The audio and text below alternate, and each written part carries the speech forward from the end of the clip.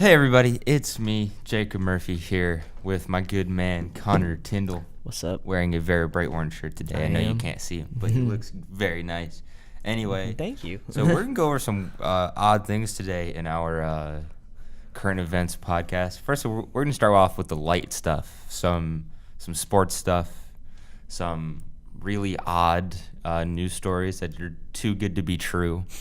The one we're going to go over involves turtles. But we're going to start off with our new segment called What's Going On in Florida, because any sentence that starts with Florida man is about to get wild.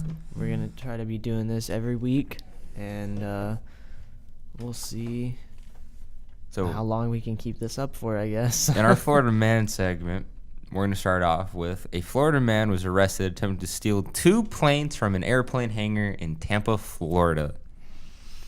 This man named Drew tried to go into 2 different hangars in Tampa, Florida, and steal 2 different airplanes. He was charged with stealing the airplanes, damage to the hangars, stealing a golf cart, stealing a fire extinguisher, and a fuel truck. This was all in the span of like an hour and a half. Sounds like a video game. It does. It sounds like a video game. It's like, who goes in? Crazy, dude. He tried to start an airplane, took the fire extinguisher off the airplane, discharged the fire extinguisher. It didn't say it was at police. It just says he discharged it. It just said it discharged it. So he just sprayed it He around just sprayed and it at left. no one. Then he walked to a different hangar, broke into a different airplane, and tried to start that airplane. When the plane wouldn't start, he got out and took an easy-go golf cart and drove it to a fuel station inside the airport that he was at in Tampa.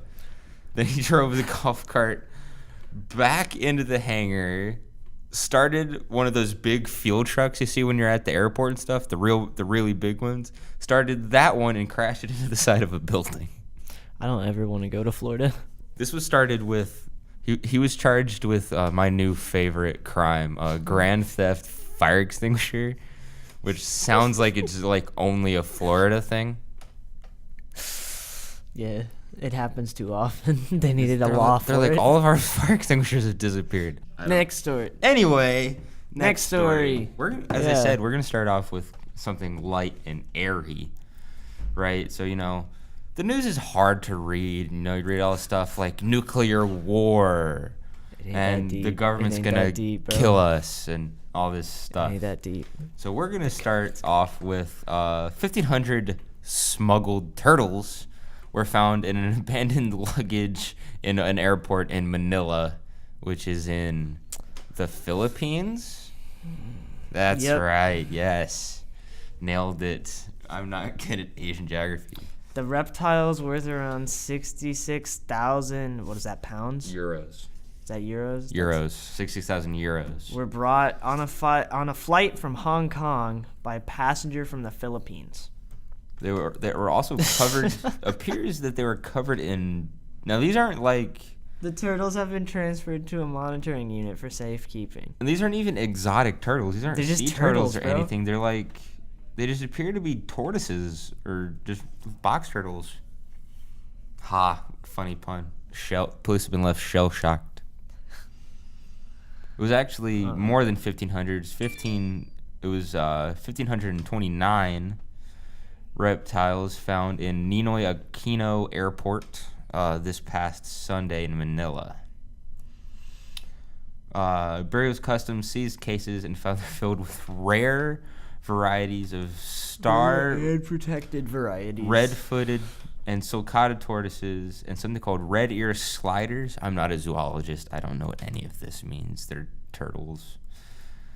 Yeah, it means they were turtles on a plane. That's all you need to know. And they were in more than one suitcase. They're found in 4 different suitcases. I don't know.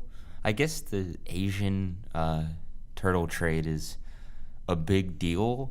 But, I mean, I think I've noticed that most of, like, the black market occurs in Asia between, like, shark fins. Are we allowed to talk about this? Well, just think about it. It's illegal for shark finning in Japan. It's legal for whaling in Japan. Is it? Yeah. Oh my God! I thought that was outlawed everywhere. Do you remember that old TV show, like Whale Wars? Whale Wars? That was about like the American government. Was that what it was? Yeah, that was about the American government trying to stop the Japanese of like hunting down whales. So it's like all this like weird stuff that's outlawed here in most Asian countries is legal. So like, I don't know, it's super weird. Like, is it even illegal to have these turtles in some places? Probably is. I don't know. As I said, I'm not big on smuggling law and what turtles are legal and not. So I'm not a zoologist or a cop.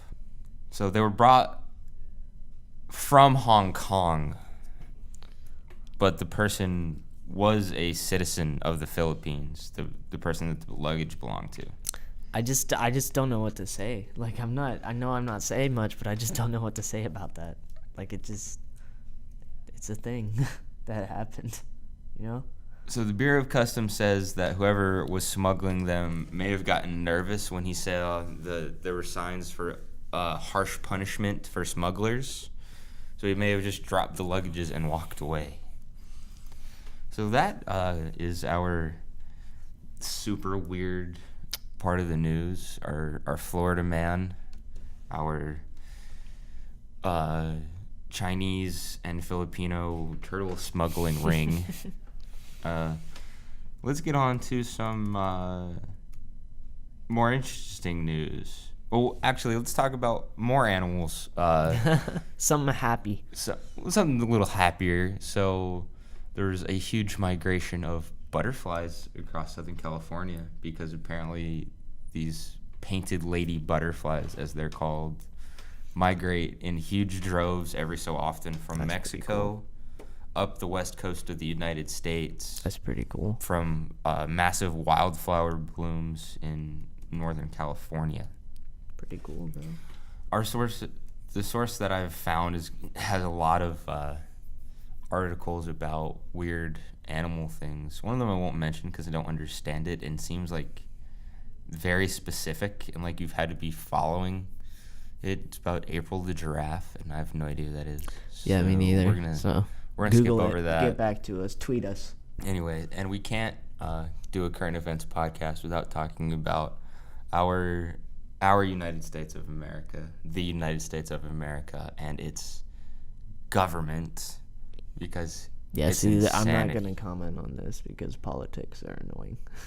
Yeah, we'll try just to state the facts. We're not trying to state our opinions. But Speaker of the House Nancy Pelosi over the weekend came out and denounced the people who said that the American government should impeach the president, Mr. Donald Trump. She basically said that there's no reason to impeach the president, and it actually would hurt the government more than keeping him in office, whether you like him or not. So some people say that he's doing a terrible job and should be impeached. Some people love him. I said we're not going to try to get too political. We're just going to try to state the facts. But and Trump came out, and on his usual Twitter, I've noticed. Well, they said in a different article about a different story that he doesn't. Oh no, it was during Michael Cohen's Senate hearing. He said that he doesn't.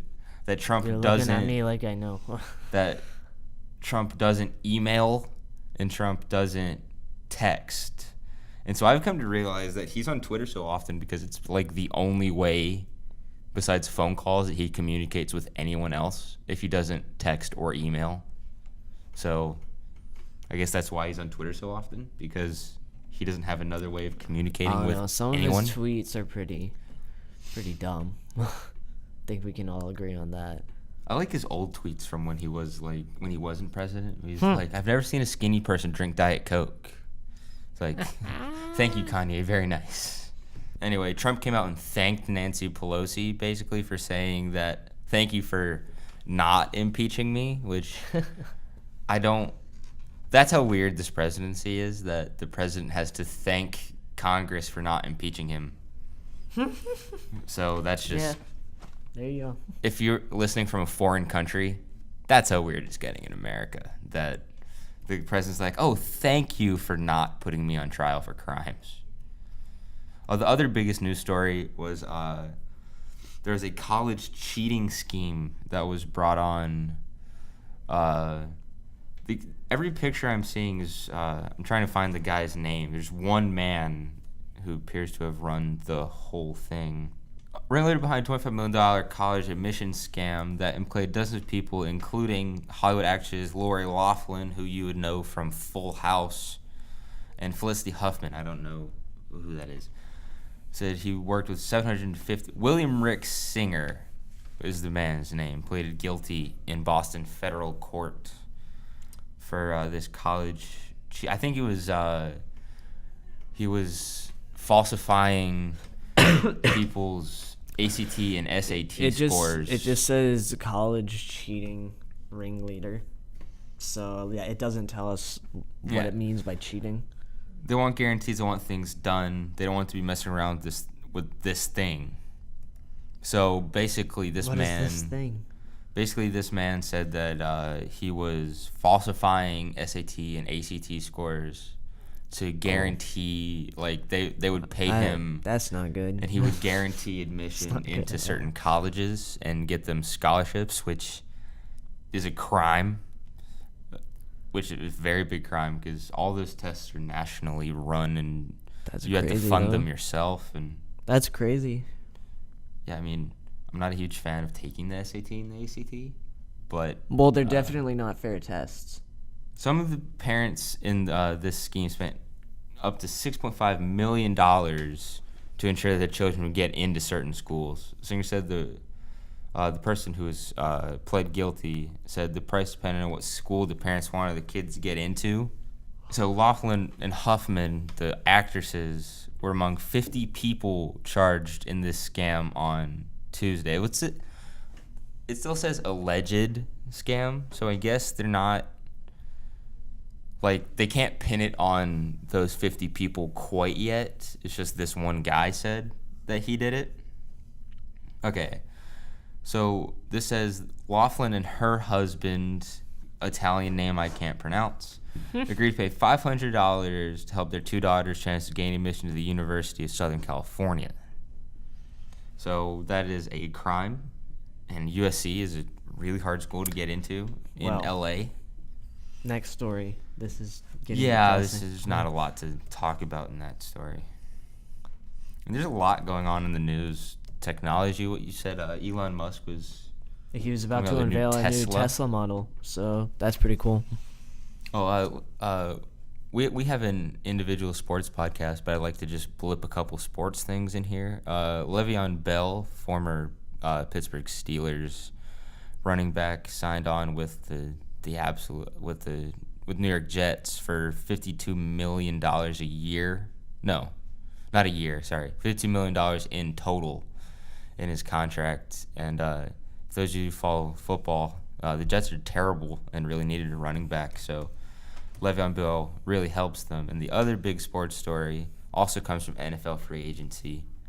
Odell Beckham Jr., the star Giants wide receiver, was traded yesterday to the Cleveland Browns, who are all of a sudden on the up and up after being the worst team in football for the past 4 years. I don't know anything about sports, so I can't comment on this. I don't follow sports. Yeah, we'll let our sports podcast team really go into depth on this stuff. But he was traded for... Can we talk about Stormy Daniels? I don't think so. Yeah, but Odell Beckham Jr. was traded for 2 draft picks and Jabril Peppers, a safety. So that's the 2 biggest news stories coming out in the past week. Actually, not even the past week, the past couple of days. Oh, the other...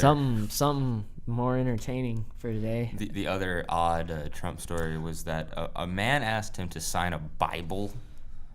I don't know if he was at a rally, but he was somewhere, and a man asked him to sign this copy of his Bible, and he sold it on eBay for $325. Somebody paid $325 for a Bible that was signed by Donald Trump. Like, actually, you can look it up. But, like... Why ask the president to sign a Bible? Why pay $325 for a Bible? Like, if you've seen the president's tweets, I have a feeling the president's not a very religious person. So I don't know why he was like, "Oh, can you sign my Bible?" Like, that's just an odd thing. Oh, speaking of Bibles, Cardinal George Pell was sentenced to 6 years in prison for sex abuse. So more Catholic Church issues in the they try to get rid of that stereotype. Child molesting problem. They try to get rid of that stereotype, and then this happens. Yeah. The new pope has come out and said that these cardinals and these bishops and these priests who've the main problem was in Boston. A reporter in Boston investigated this when it first blew up in the early 2000s. But we've gotten the Catholic Church got a new pope since then. So he's come out and said that he's not going to be hiding them if they're convicted of they're accused of these crimes. If he knows that they're guilty, he will come out and say that yes, these people are guilty, and that they need to be punished for their crimes, because he doesn't believe in protecting those who don't need to be who don't deserve to be protected. We also want to it's sad, but in the world news you have to talk about tragedy sometimes. The last tragedy we talked about was the shooting in Illinois, but this was an international tragedy. 150 people were killed in an Ethiopian Airlines crash this past weekend, and including there's one American on board, an activist from New Jersey who was flying into Ethiopia for a mission trip that he did through his church. But they crashed in Africa. I'm not 100% sure which country exactly, but 150 people died in this tragic accident. And it's like, and everybody was mad at the company Boeing because it was a brand new Boeing airplane, like, that had flown like 4 times, that just crashed out of says it nowhere. Hit turbulence, right? No, that was a different. He's referring to a plane crash, a cargo plane crash, killed 3 people in Houston, Texas, which apparently there's been a lot of plane crashes in the news lately, which is awful. That's weird. So, surfer environmentalist activist on his way to the United Nations. It was meeting in Kenya. So the plane went down carrying an American, but also carrying 157 people died. So we don't want to talk about just Americans. There's 150 innocent people on a plane that died, and it's a sad moment for the families involved. But the plane crashed over in Kenya after having technical difficulties, and no one on board survived. Pilot, crew, no one. Everyone died in this crash. But now Boeing is getting calls saying that they need to ground their airplanes for now. So that's our weekly tragedy. Actually, what you read something about a building collapsed in Nigeria? Oh yeah, this morning. This morning? Like this morning, when I was waking up, I kept getting breaking news alerts on my phone that building in, I think it was Ethiopia, just like a school just collapsed with a bunch of kids in it. And that was like a few hours ago. So that's pretty recent, pretty current. A lot of tragedies for the African continent in the past couple of days. So it's pretty rough. It's the end of the world. Yeah, I don't know if it's the end of the world. On that note, I think this was a podcast. Yeah, it was a podcast. So we covered a lot today. Tragedy, some funny stuff. People like to smuggle turtles. People like to steal fire extinguishers. But we also covered some tragedy and some serious topics. People like to try to steal planes. Anyway. All right, guys. Well, that was That was a podcast. Yeah. I'm Connor Tyndall. And I'm Jacob Murphy. See y'all next next week. Yeah.